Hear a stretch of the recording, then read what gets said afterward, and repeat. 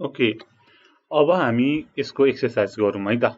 First exercise छ हामीले यसमा के गर्नु पर्यो भन्दाखेरि यो इन्डिपेन्डेन्ट क्लज हो कि डिपेन्डेन्ट क्लज हो कि फ्रेज हो कि हामीले छुट्याउनु पर्यो है त। So 1 when you account for cultural differences भनेर छ। सो तपाईले बुझ्नुभयो when you account for cultural differences भन्दाखेरि यसको केही मिनिङ आयो? यो एक्लै बस्दाखेरि यसको केही मिनिङ आउला त? आउँदैन। त्यही भएर यो के भयो त डिपेन्डेन्ट क्लज भयो। के हो त यो डिपेन्डेन्ट क्लज भयो। मैले डीसी लेखेँ है त डिपेन्डेन्ट क्लजलाई। ओके नेक्स्ट अब यहाँ चाहिँ क्यापिटलाइजेसन पंक्चुएसन चाहिँ दिएको छैन। यो चाहिँ अब हामीले नै डिपेन्डेन्ट क्लज हो कि इन्डिपेन्डेन्ट क्लज हो कि फ्रेज हो भनेर पत्ता लगाउनु पर्यो है। Microsoft and Google approved of the new internet regulations. So यसबाट मैले के बुझेँ त भन्दाखेरि माइक्रोसफ्ट र गुगलले नयाँ इन्टरनेट रेगुलेसनको लागि एप्रुभ गर्यो भनेर बुझेँ। सब्जेक्ट पनि छ, प्रेडिकेट पनि छ, त्यहाँ अब्जेक्ट पनि छ हैन, जुन चाहिँ फ्रेज पनि छ भनौँ न। सो यसको एउटा मिनिङ आयो हैन, कम्प्लिट आइडिया छ भनेदेखि यो के भयो त इन्डिपेन्डेन्ट क्लज भयो। Recently they acquired an option to purchase the properties. अब के बुझ्नु भयो त हैन, भर्खरै तत्कालै उनीहरूले त्यो प्रोपर्टी पर्चेस गर्नको लागि अप्सन एक्वायर गरे भनेर बुझियो भनेको एउटा फुल मिनिङ आयो नि त हैन। सो यो के भयो त इन्डिपेन्डेन्ट क्लज भयो। Before anyone had an opportunity to examine it carefully. So before anyone had an opportunity to examine it carefully. Complete idea आएको छैन, dependent clause. 5.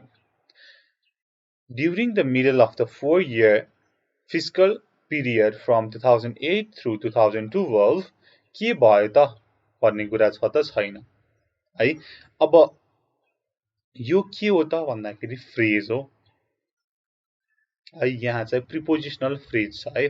So during the middle of the 4 fiscal period from 2008 through 2012 भनेको phrase हो है, prepositional phrase हो। 6.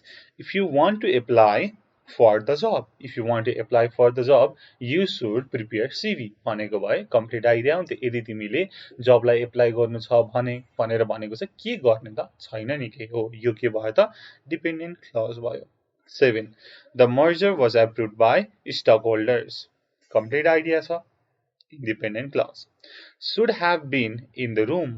के हो त यो should have been in the room भनेको फ्रेज भयो।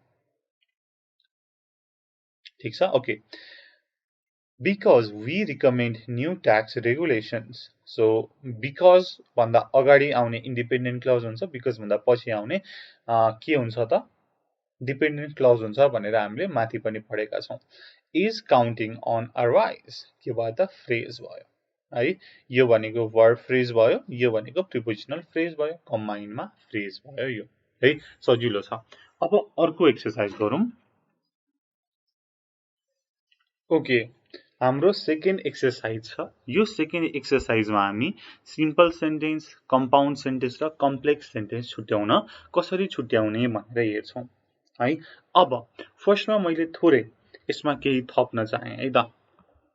अब एकचोटि रिपिट गरौँ न, सिम्पल सेन्टेन्स भनेको के हो, कम्प्लेक्स सेन्टेन्स भनेको के हो भनेर। सो सिम्पल,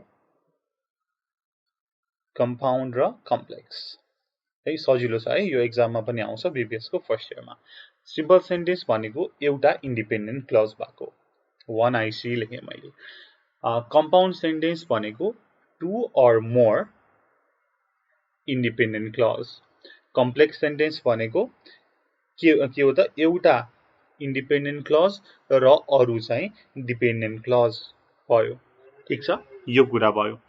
अब अर्को के कुरा जान्नु पर्यो त, कम्पाउन्ड सेन्टेन्समा सेमिकोलन हुन्छ, फ्यान बोइज हुन्छ, कन्जङ्क्टिभ एडभर्ब हुन्छ भनेदेखि कम्प्लेक्स सेन्टेन्समा सबोर्डिनेटिङ कन्जङ्क्सन हुन्छ भन्ने कुरा जान्नु पर्यो है। सजिलो छ। अब हामी हेरौँ ल, यति कुरा बुझ्नु पर्यो। हामीले माथि कुरा गरेको यो ठ्याक्कै माथि हामीले गरेका छौं नि हैन। ओके अब यसको गरौँ। 1. Sharon Forster conducted research on blogs and shared her findings with other department members भनेर भनेको छ। अब यसलाई थोरै एनालाइज गरौँ है त। Sharon Foster conducted research on blocks and shared her finding with other department members. यो भनेको कस्तो टाइपको सेन्टेन्स हो त? कम्पाउन्ड सेन्टेन्स हो। हामीले फ्यान बोइज पढेका छौं एन्ड भनेर र दुईटा इन्डिपेन्डेन्ट क्लज भने आएको छ। Sharon Foster conducted research on blocks र अर्को shared her findings with other department members भनेर। ठीक छ, र अर्को फ्यान बोइज भन्ने कुरा गरेको थिए, फ्यान बोइजको ए आयो हैन, एन्ड आयो। 2. Sharon Foster conducted research on blocks and she shared her findings with other department members भनेर छ। यहाँनेरि कमा छ, त्यसपछि एन्ड छ, के भयो त? फ्यान बोइज आयो, त्यसपछि कमा आयो, यो के भयो त? कम्पाउन्ड भयो।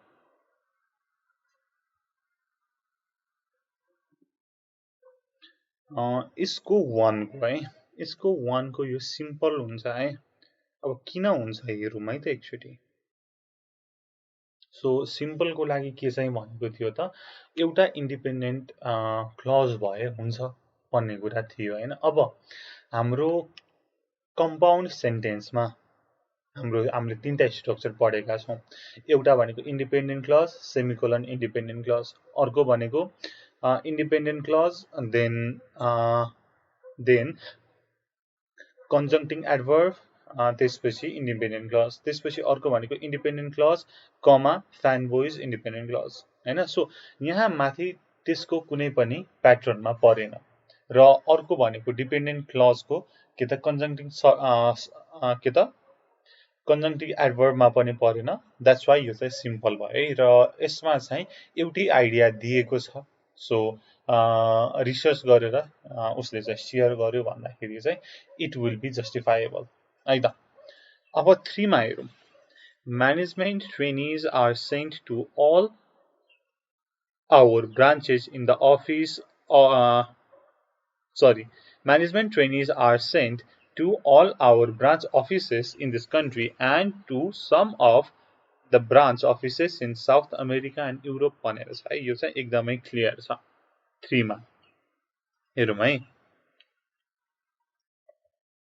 अब यो कम्पाउन्ड हो कि सिम्पल हो भनेर हामी फाइन्ड आउट गरौँ है। यो के त कम्प्लेक्स त हुँदै होइन। सो हामीले माथि तीनटा स्ट्रक्चर पढेका छौं। अब त्यसलाई तपाईले ध्यान दिनु पर्यो।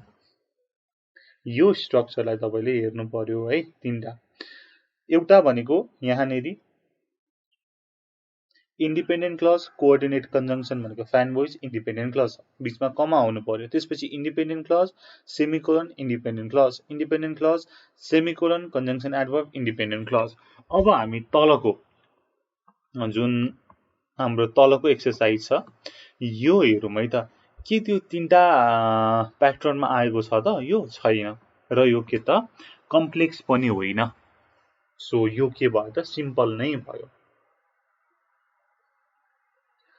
यो के भयो त? सिम्पल नै भयो है। र यहाँ पछाडीकोमा हेर्नुस् त।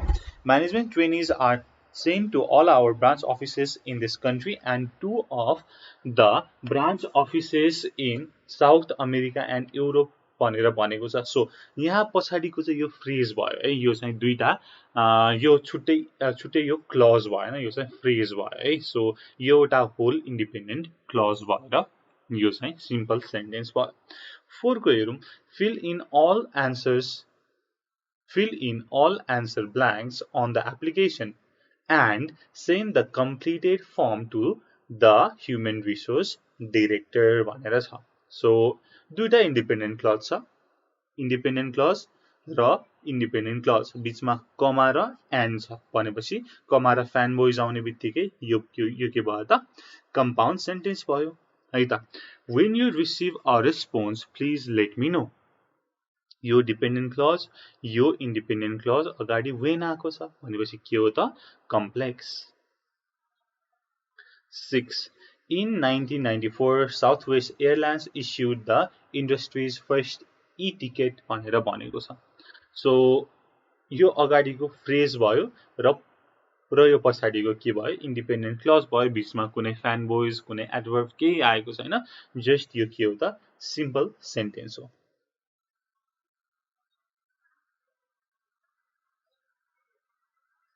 Before arriving at the airport, many airline passengers now check in online for their tickets भनेर छ.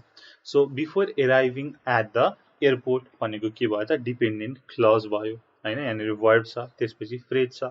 Many airline passengers now check in online for their flights भनेर छ. यो इन्डिपेन्डेन्ट क्लज भयो. अगाडि बिफोर आएको छ. डिपेन्डेन्ट क्लज इन्डिपेन्डेन्ट क्लज आएको छ भने यो के हुन्छ त मलाई भन्नुस् complex.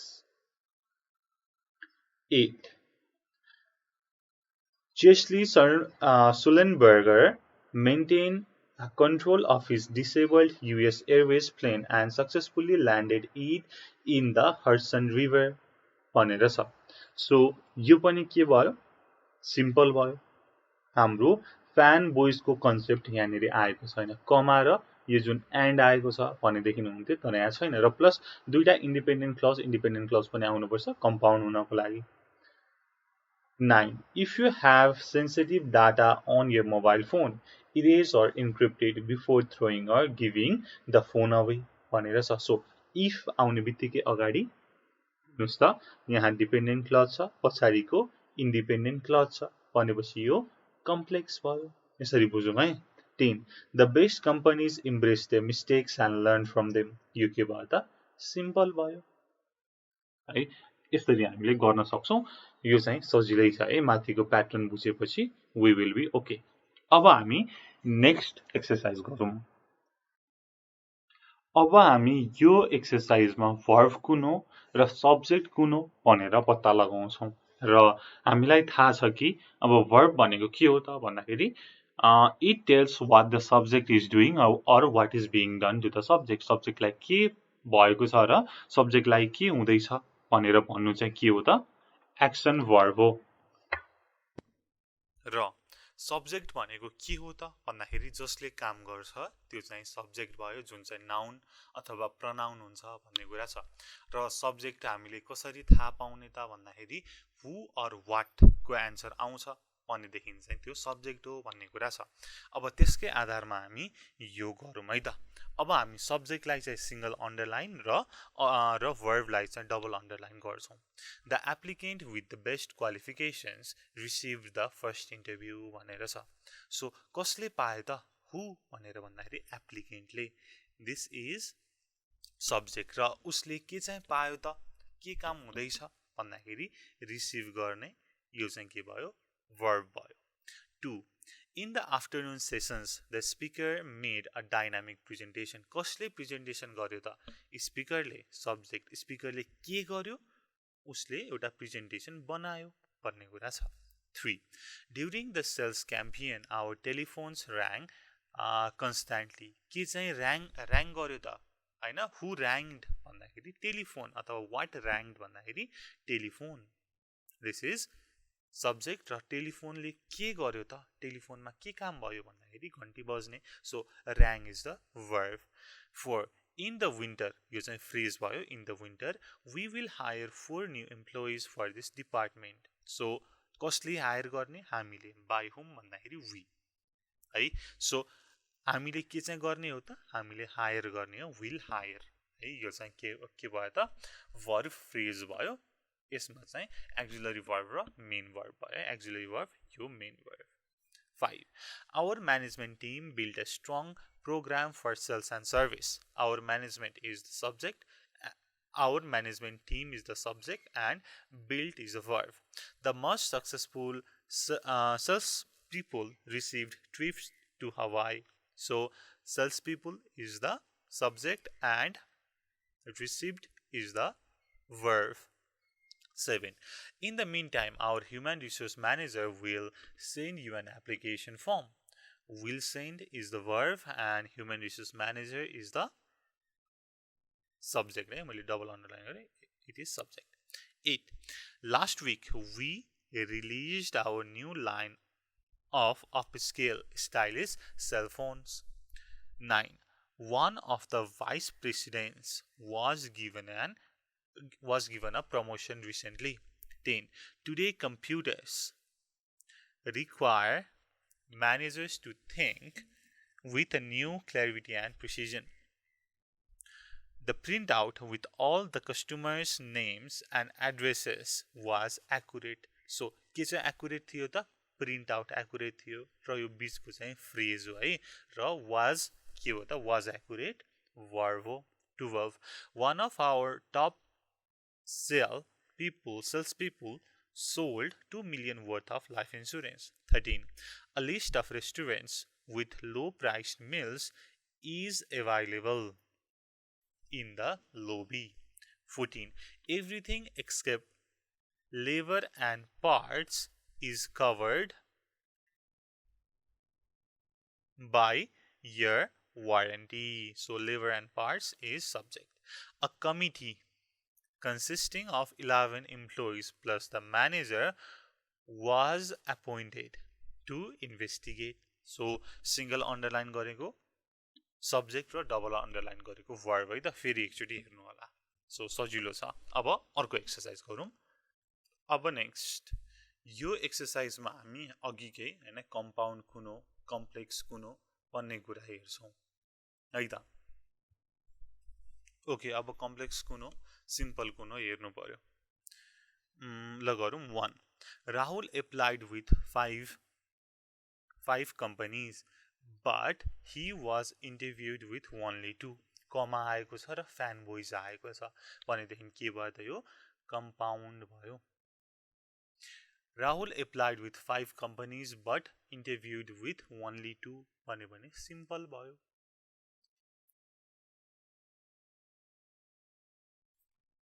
Although Rahul applied with 5 companies, he interviewed with only 2. यहाँनेरि अगाडिको के आएको छ त although पछिको डिपेन्डेन्ट क्लज यो भनेको इन्डिपेन्डेन्ट क्लज यो भनेको सबोर्डिनेटिङ कन्जंक्सन भनेको छु यो भनेको अब के भयो त कम्प्लेक्स भयो.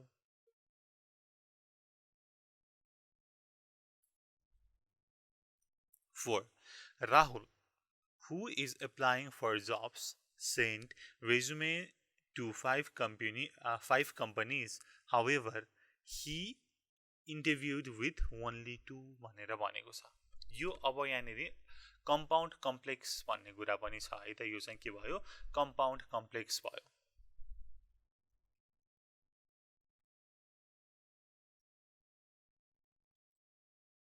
He bought a list of references, a notebook and a nice pen to interview with him भनेर भनेको छ. यो सिम्पल भयो है. यसमा कुनै पनि फ्यान बोइजको कुरा आएको छैन, कुनै पनि एडभर्बको कुरा, कुनै पनि सेमिकोलन आएको छैन. If he is invited to a second interview, he will contact his references. यो अगाडिको के भयो डिपेन्डेन्ट क्लज यहाँको इन्डिपेन्डेन्ट क्लज इफ आएको छ सबोर्डिनेटिङ कन्जंक्सन भनेपछि कम्प्लेक्स भयो है. यसरी बुझौँ. 7. Rahul answered all of the questions confidently. Therefore, he feels as if he did well during the interview. So, के हो त थाहा भइसक्यो. सेमिकोलन आएको छ, कन्जंक्टिभ एडभर्ब आएको छ भनेपछि के हो कम्पाउन्ड र अर्को भनेको दुईटा इन्डिपेन्डेन्ट क्लज पनि आएको छ है. 8. When answering the questions, Rahul used proper grammar and an enthusiastic tone भनेर छ. एन्सर आइसक्यो. Answering the question dependent clause, Rahul used proper grammar and an enthusiastic tone independent clause. अगाडि when आएको छ के भयो कम्प्लेक्स भयो. 9. He focused on his impressive traits, told success stories and kept his answers focused on the needs of the employer भनेर भनेको छ.